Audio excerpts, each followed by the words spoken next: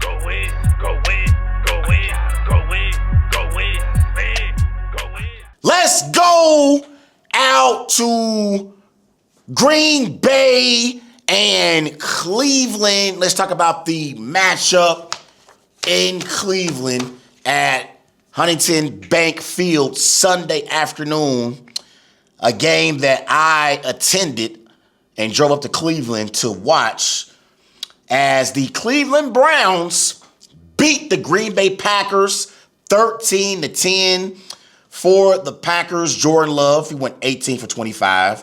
He threw for 183 passing yards, 1 touchdown, 1 interception. For the Browns, Joe Flacco, he went 21 for 36. He threw for 142 passing yards, 1 interception.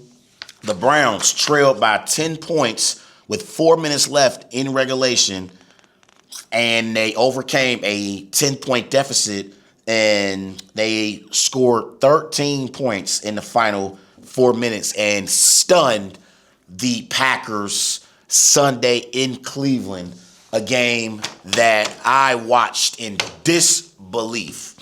So, for me,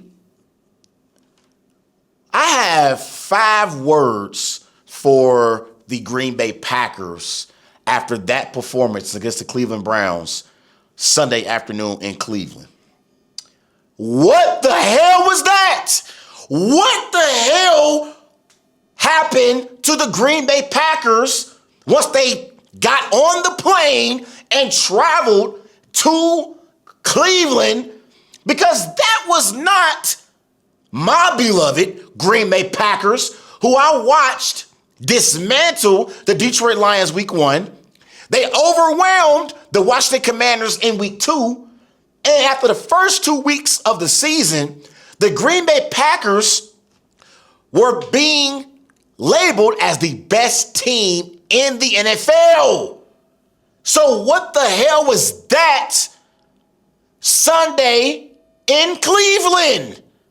I could not believe what the hell I was witnessing right there in Cleveland at First Energy Stadium. And I'm thinking to myself, I done drove up here 3.5 hours to watch the Packers, and they put on this type of performance? Devin, I want some gas money. I want some gas money from Matt LaFleur, Jordan Love, and the Packers organization for that despicable performance against an inferior Cleveland Browns team. But y'all know what it was? After 2 weeks, the Green Bay Packers were feeling themselves. They were listening to the commentators, the analysts. They were reading the newspapers, and they went into Cleveland and had a, we are the best team in the NFL. We can roll out there and we can beat the Cleveland Browns without even playing our best, without even taking the Browns seriously. And so the Browns, they, in this situation, were the underdogs. And because they are a team that's led by their elite defense with Myles Garrett, and those brothers are elite, I believe they took it personal. They took it personal. You got Rasheed Walker, the left tackle for the Packers, earlier in the week talking about, oh, we can go undefeated. We can go undefeated this year. We can go undefeated. You ain't even went on the road yet and won a damn game on the road. And you talking about going undefeated? What the hell are you talking about, Rasheed? The Packers were feeling themselves, and they overlooked the Cleveland Browns Sunday afternoon in Cleveland. And they were looking ahead to the week 4 matchup with the Micah Parsons homecoming game coming up in Dallas against the Dallas Cowboys this Sunday on NBC. That's exactly what happened. The Packers, let's be real, week 1, 4:25 p.m. kickoff, NFC North battle, Lions, Packers on CBS, Jim Nantz, Tony Romo on the call. Primetime game, okay? You move forward to week 2. Thursday night matchup, Jaden Daniels versus Jordan Love, Commanders versus Packers on Amazon Prime Video. Al Michaels and Kirk Herbstreit on the call. and they looked at the schedule and saying, oh, we got the Browns in week 3. It's a 1 o'clock kickoff, not in prime time. We are the best team in the NFL, and we are going to steamroll the Browns without actually taking them serious. And I believe that's why the Cleveland Browns were able to stun the Green Bay Packers and myself in the fourth quarter and overcome a 10-point deficit with 4 minutes left to go in that game. The Packers overlooked the Browns. And when I think about blame to dish out for this loss to the Browns, let's start off with Jordan Love. It's 3 minutes and 18 seconds left to go in a game that your defense has played sensational. Because I'm sitting there watching the game, and the Packers offense, they didn't really have much going, but the Browns offense didn't have much going either. So I'm thinking to myself, okay, this is going to be one of those bad wins. Because the Packers, I was content with the Packers winning 10-0. I was like, okay, as long as they don't allow the Browns to score and they don't allow the Browns to get any momentum offensively, the Packers should walk out of here with a victory and be 3-0 heading into week 4. But on the Packers' second to last possession, the Packers, they are at the 25-yard line, and Jordan Love drops back to pass and throws an ill-advised pass towards the left side of the field. Interception by Grant Delpit. He returns it to the Packers' 4-yard line. And at that moment, the Packers were up 10-3. Jordan, what the hell are you doing? If you punt the football back to the Browns, Joe Flacco and the Browns offense, they're not going to be able to drive the field 60 or 70 yards to tie the game up. The worst thing that you could possibly do in that situation is throw an interception. You could have took a sack. You could have thrown the ball away. You could have lived to fight another day and punt the football back to the Browns and allow your defense to win the football game. Instead, Jordan Love throws an ill-advised pass, picked off by Grant Delpit, goes back the other way, and they're at the Packers' 4-yard line. And here we go. Tie ball game in a game that the Packers should have dominated from start to finish. So Jordan Love, that throw was terrible. And as I love Jordan Love, I really, really do. I believe we have found love in Green Bay. And I understand that Jordan Love, he is replacing 2 back-to-back legends in Brett Favre and Aaron Rodgers. But Sunday, as I watched this game in person, that was the first time in my eyes that I thought to myself, is Jordan Love going to hold us back from reaching a Super Bowl? Because the Packers have no weaknesses. They have no weaknesses as a football team. I believe the Packers were already good the last 2 years. And Micah Parsons has taken them to another level. He's really turned the Packers up, especially defensively. And that boy, Rashawn Gary is balling right now. Rashawn Gary, I believe he had 2 sacks in this game. He was balling, and the entire Packers defense was balling. This game was not on the Packers defense. This was solely on Matt LaFleur and Jordan Love and the Packers offense. But that interception by Jordan Love was inexcusable in that moment. I believe Jordan Love has a ton of talent. And I think when it comes to the best young quarterbacks in the NFL, the Jaden Daniels of the world, the Justin Herberts of the world, the Jalen Hurts of the world, I believe Jordan Love deserves to be in that conversation. But when he throws interceptions like he threw Sunday against the Browns at the most inopportune times, that's why people say they don't know if the Packers can actually reach a Super Bowl because of Jordan Love's decision making. Jordan Love has tremendous talent, but he got to improve his decision-making in order for the Packers to reach their max potential and actually exceed and meet their expectations. They need Jordan Love to make better decisions. Matt LaFleur, he gets 25% of this blame because why in the hell are you calling a pass play with under 3.5 minutes left to go in a game that your defense has played absolutely sensational? Why the hell did you even put Jordan Love in that position to begin with, having him drop back the pass? If you run the football with Josh Jacobs, maybe you catch the Browns off guard and pick up the first down. But even if you don't, all you had to do was punt the football back to the Browns, and your defense was going to win the football game for you, Matt. Instead, Matt LaFleur wanted to get creative, wanted to get flashy, and wanted to throw the football? For what?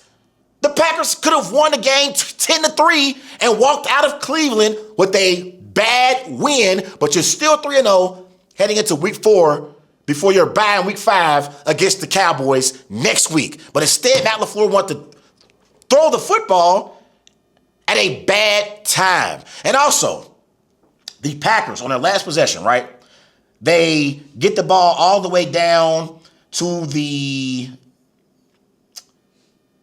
they're at the 22-yard line, the Browns 22-yard line.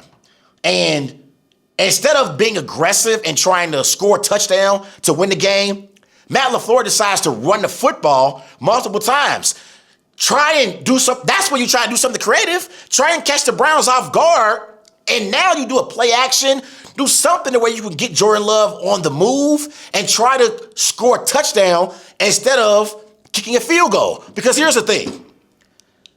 I know sometimes in football, we always talk about situational football.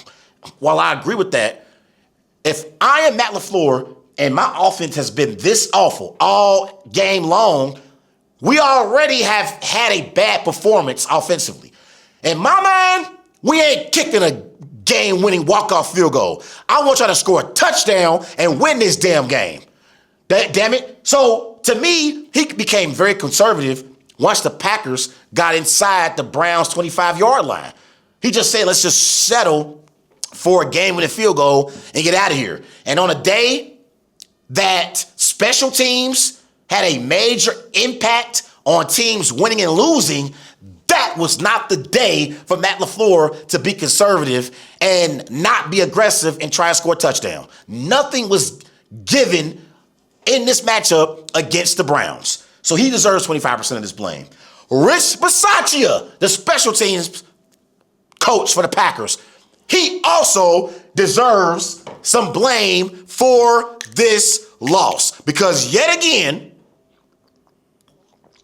in a major game, at a key moment, the Packers special teams let them down. They let them down.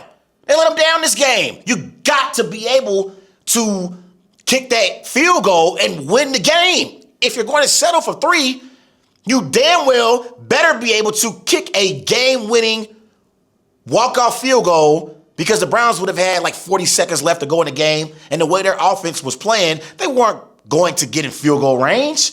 So Rich Bisaccia, yet again, to me, as a special teams coach, he has not been able to get it done as the Packers special team coach. He deserves 25% of the blame. And the other 25% goes to left tackle Rasheed Walker for talking about an undefeated season. Damn it, you hadn't even had a road game yet. And you talking about going undefeated? What the hell is he talking about? What the hell was Rasheed Walker talking about? But another thing about Matt LaFleur. This was the most penalties in a game for the Packers since 2010. The Packers' 14 penalties against the Browns are their most in a single game since week 3 of 2010. So the Packers were an undisciplined football team Sunday afternoon in Cleveland. And that is on the head coach and Matt LaFleur. Now, Matt LaFleur talking about in the press conference Monday, talking about how it pisses him off that players are talking about going undefeated. Well, you know what, Matt? As a Packers fan, it pisses me off when I watch my team in person, by the way, in person, be an undisciplined football team. Undisciplined. 14 penalties against the Cleveland Browns. Are you kidding me? And the offensive line got completely dominated by the Browns' defensive line. Let me be very clear. The Cleveland Browns manhandled the Green Bay Packers for 3.5 quarters Sunday afternoon in Cleveland. And that Browns defensive line, obviously on the defensive line, you got one of the best defensive players in the NFL in Myles Garrett, but he wasn't alone. You got Mason Graham, Isaiah McGuire, Malik Collins. They dominated the Packers offensive line. Now, I know the Packers lost Zach Tom early in this game with the oblique injury, and Aaron Banks also was injured. So the Packers did not have 2 of their 5 offensive linemen. They didn't have them, or 2 of their 4 offensive linemen, rather. They didn't have 2 of their 4 offensive linemen in this game. But it is inexcusable for the Packers offensive line to get dominated the way that they did. And Jordan Morgan is the Packers' right guard. Jordan Morgan was terrible Sunday against the Browns. He was god-awful. He was awful. And so for me, Jordan Love with the interception deserves blame. Matt LaFleur with his play calling deserves blame. And also the Packers being an undisciplined football team, he deserves 25% of the blame. Rich Bisaccia, the special teams coach for the Packers, deserves blame. Rasheed Walker, the left tackle, for talking about going undefeated, deserves some of this blame. And the Packers offensive line got dominated by the Browns defensive line. And they got whooped and pushed around for 3.5 quarters. That is unacceptable. Unacceptable. And that was the biggest reason why the Packers lost this game. Browns had 5 sacks. 5 sacks. I was sitting there thinking as I'm watching the game, I'm thinking to myself, damn it, I hope Jordan Love makes it out of this game healthy. I hope he makes it out of this game healthy because he is getting killed out there. I mean, Jordan Love was getting smacked around, and I'm thinking to myself, they are literally throwing Jordan Love around like a rag doll. It was unbelievable. And I was really, really pissed off. And I'm going to say it again as I close this segment. And big shout out to the Cleveland Browns. The Cleveland Browns, I know the Browns football is not pretty. It's not pretty at all. And the Browns offense needs to play better. But that defense is the best defense in pro football. That defense is the best defense in pro football. But like I said, Jordan Love, Matt LaFleur, Rasheed Walker, and the entire Packers offensive line, y'all owe me gas money for driving my ass all the way up to Cleveland and watching the Browns manhandle the Packers for 3.5 hours. I need my gas money, Green Bay Packers. I need it ASAP because that was a terrible performance. But Packers got the Cowboys in Jerry Ward on Sunday. It's the Micah Parsons homecoming, and the Cowboys will not have CeeDee Lamb in that game. So I do expect the Packers to bounce back.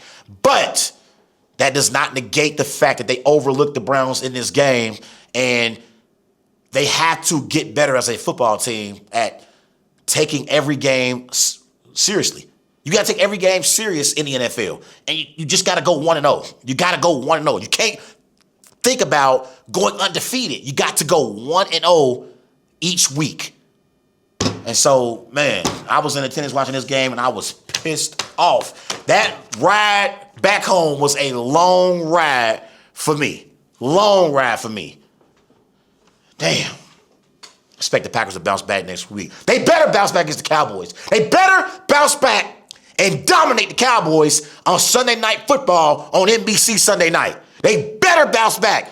Matt LaFleur, Jordan Love, Rasheed Walker, Micah Parsons, Quay Walker, all of y'all. Because it's a team. Defensively, they played great. They played great defensively, but it's a team. And y'all better bounce back and dominate the Cowboys Sunday night in Arlington in Jerry World.